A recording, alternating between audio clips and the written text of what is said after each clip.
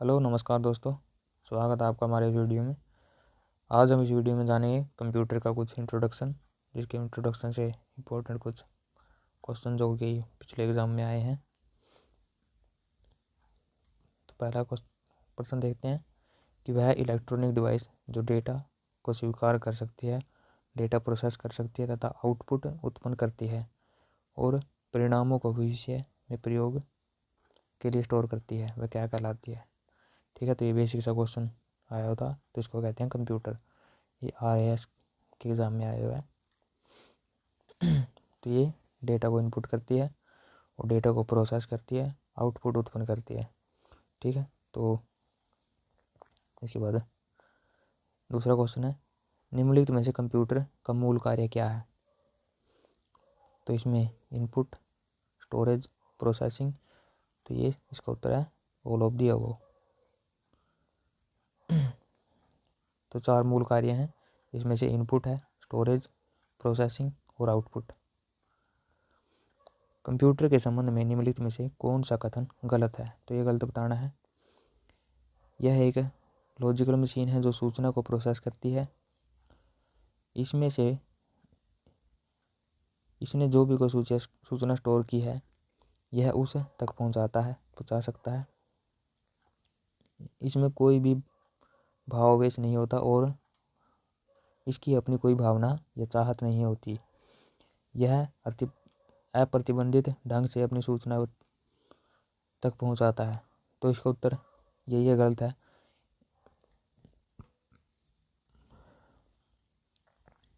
तो व्याख्या देखेंगे इसमें। कंप्यूटर एक स्वचालित इलेक्ट्रॉनिक मशीन है, डेटा स्वीकार करती है, भंडारित करती है और निर्देशों के अनुरूप विश्लेषण करती है। विश्लेषित परिणामों को आवश्यकता अनुसार निर्गत करता है और कोई भावावेश नहीं होता कि सिर्फ दिए हुए प्रोग्राम को अंदर कार्य करता है।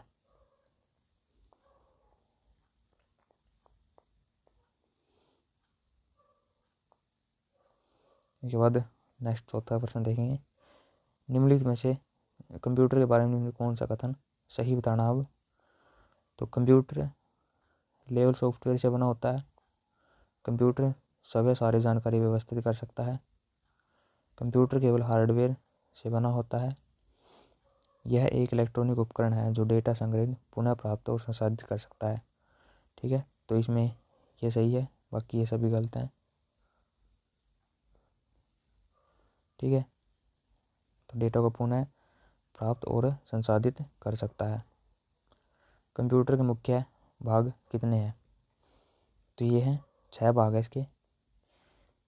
तो इसके बारे में जानेंगे कौन से हैं।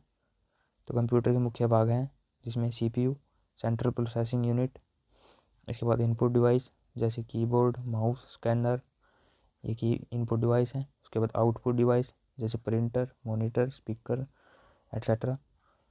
उसके बाद मेमोरी यूनिट जैसे रैम और सेकेंडरी स्टोरेज जो कि memory card, hard disk, CD-ROM। तो ये सेकेंडरी डिवाइस है। और उसके बाद छठा है कम्युनिकेशन डिवाइस। निम्नलिखित में से कौन सा कंप्यूटर का एक घटक नहीं है। ठीक है, तो ये ALU है, अर्थमेटिक लॉजिक यूनिट, CPU है, उसके बाद मेमोरी है, ये पेपर, ये कंप्यूटर का भाग नहीं है। निम्नलिखित में से कौन सा पद कंप्यूटर से संबंधित नहीं है। ठीक है, तो ये CPU है, हार्ड डिस्क है, मदरबोर्ड है और ये एरिथ्रोसाइट्स, ये नहीं है। ठीक है, तो ये इसकी व्याख्या है, तो ये इसका भाग नहीं है। तो CPU कंप्यूटर का मुख्य भाग होता है जिसे कंप्यूटर का मस्तिष्क भी कहते हैं। ये सीधा क्वेश्चन पूछ लेता है कई बार। इसके बाद अस्थायी और हार्ड डिस्क स्थायी मेमोरी होती हैं। रो इनपुट को उपयोगी जानकारी में बदलने के लिए सभी कंप्यूटर सिस्टम द्वारा निम्नलिखित में से मौलिक प्रक्रिया का पालन किया जाता है। ठीक है, तो इसमें पहला है इनपुट, स्टोर, आउटपुट। तो क्या प्रोसेस रहता है, पहले इनपुट होता है, फिर स्टोर, फिर प्रोसेस, फिर आउटपुट, फिर कंट्रोल। ठीक है, तो यही इसका ऑप्शन ठीक है। रो इनपुट डाटा को उपयोगी जानकारी में बदलने के लिए सर्वप्रथम इनपुट होता है, फिर स्टोर होता है, फिर प्रोसेस होता है, फिर आउटपुट होता है, फिर कंट्रोल होता है। और उसके बाद कंप्यूटर सिस्टम मौलिक प्रक्रिया का पालन करता है। इनमें से कौन गणना का कार्य नहीं कर सकता? ठीक है, तो ये कैलकुलेटर कर सकता है, कंप्यूटर कर सकता है, मोबाइल फ़ोन कर सकता है, तो प्रिंटर नहीं कर सकता। तो कंप्यूटर, कैलकुलेटर, मोबाइल फ़ोन ये संपादित कर सकते हैं, जबकि प्रिंटर के द्वारा डेटा प्रिंट करके हार्ड कॉपी तैयार की जाती है। इसकी मदद से कंप्यूटर पर बनाए जाने वाले रिपोर्ट एवं कई प्रतियां प्राप्त की जा सकती है। 10वां प्रश्न देखेंगे। कंप्यूटर में यूजर को भी कहा जाता है, क्या कहा जाता है?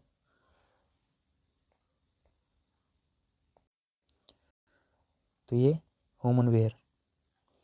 ठीक है, तो कंप्यूटर के उपयोगकर्ता को ह्यूमनवेयर भी कहा जाता है, जो कंप्यूटर को ऑपरेट करता है। इसके बाद 11वां देखेंगे। प्रोग्राम के निर्देशों को बाइनरी में दर्शाया गया है और संग्रहित किया गया है, जिसमें से वे सीपीयू के द्वारा डिकोड और निष्पादित किए गए हैं। तो ये है मेमोरी, इस खालिस्तान में मेमोरी आएगा। कंप्यूटर में कई प्रकार की मेमोरी होती है, जिसमें प्रोग्राम इंस्ट्रक्शन बाइनरी के रूप में संचालित होता है और यही सीपीयू के द्वारा डिकोड और फैच होता है। जो 12वां क्वेश्चन है, निम्नलिखित में से किस सीपीयू रजिस्टर का उपयोग डेटा और एएलयू द्वारा उत्पन्न किए गए मध्यवर्ती परिणामों को संग्रहित करने के लिए किया गया है?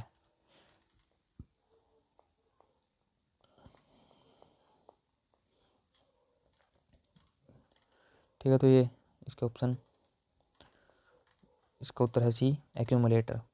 तो ये समझते हैं इसकी व्याख्या के बारे में। कंप्यूटर की सबसे छोटी और सबसे तेज़ मेमोरी, जो मेन मेमोरी का भाग नहीं होती है, रजिस्टर मेमोरी कहलाती है। एक्यूमुलेटर रजिस्टर का उपयोग डेटा और एएलयू द्वारा उत्पन्न किए गए मध्यवर्ती परिणामों, इंटरमीडिएट रिजल्ट को स्टोर करने के लिए किया जाता है।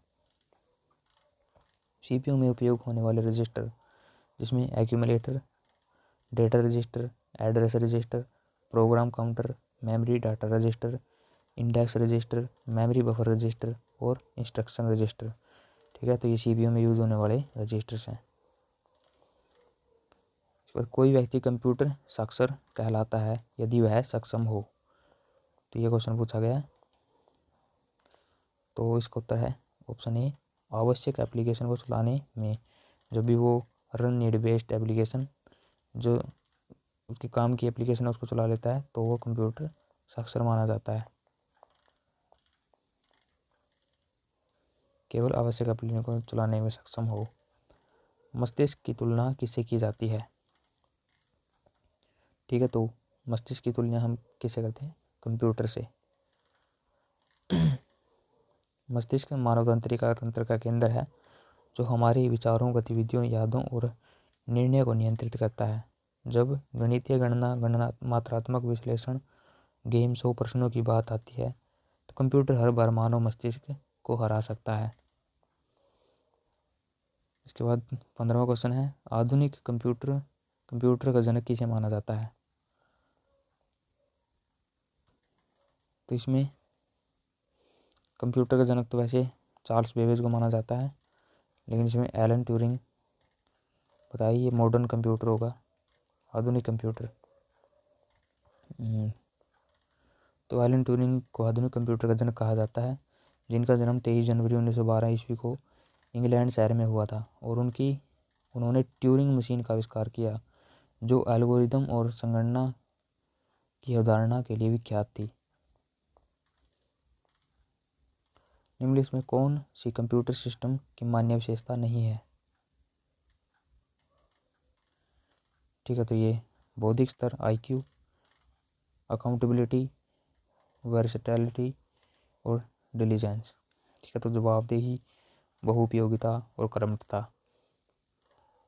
तो कौन सी है? तो इसमें उत्तर है डी, 1, 2। तो 2 है इसमें, जो बौद्धिक स्तर और जवाबदेही, तो ये 2 नहीं है। इसके बाद हम इसकी विशेषता जानेंगे, जैसे जो क्वेश्चन हमने अभी डिस्कस करना है। कंप्यूटर सिस्टम की मान्य वैलिड विशेषताएं निम्नलिखित है। जिसमें से गति स्पीड, शुद्धता एक्यूरेसी, निरंतरता डिलीजेंस, इसके बाद विविधता वर्सटैलिटी और विश्वसनीयता रिलायबिलिटी, स्वचालित ऑटोमेशन, इसके बाद भंडारण क्षमता स्टोरेज कैपेसिटी। ठीक है, बौद्धिक स्तर आईक्यू और जवाबदेही अकाउंटेबिलिटी कंप्यूटर सिस्टम की मान्य विशेषताएं नहीं है। अतः ये विकल्प डी सही होगा। ठीक है, तो इसमें क्या पूछा था? इसमें नहीं पूछा था। हाँ, इसमें नहीं पूछा था। ठीक है, तो ये नहीं है, लेकिन ये होंगी। ठीक है, तो ये दोनों ठीक है और ये गलत है। तो क्वेश्चन में पूछा था कि नहीं है, तो हम इनको लगाएंगे। इसके बाद नेक्स्ट क्वेश्चन है 17वां। एक डैश दिखाता है कि कैसे परिचालन विशेषताओं को एक साथ जोड़ा जाता है और कंप्यूटर को साकार करने में योगदान देता है। ठीक है, तो क्या है? Computer organisation.